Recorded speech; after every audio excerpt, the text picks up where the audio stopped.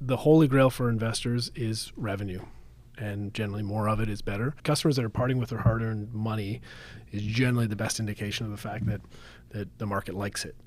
That's not always achievable, and it depends on the type of company that an entrepreneur is building. So if it's, for instance, a medical device requires FDA approval, that takes a lot more time and energy, and so it's hard to generate revenue right off the bat. There's other forms of traction. Do potential customers like where this is headed? Do they see a need for it?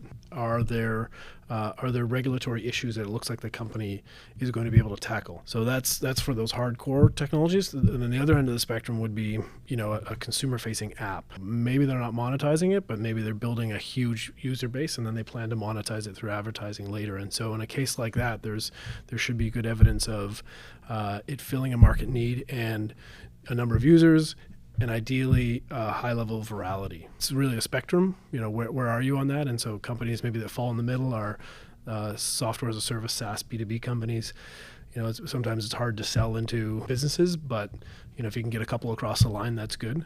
So generally, I think more revenue is better, more users is better. It's really dependent on what type of company you are.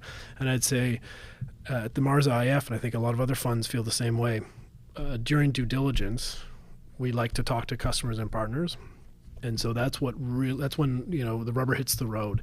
And so an ability to talk to a customer or a user or somebody who's a potential user or a potential buyer will make a big difference. And so if you don't have that, or if you don't think you'll have people who will be able to stand up and say, yes, I use this, yes, I pay for it, yes, I would pay for it when it's available, that's something that you'd probably want to think through first before engaging with institutional investors.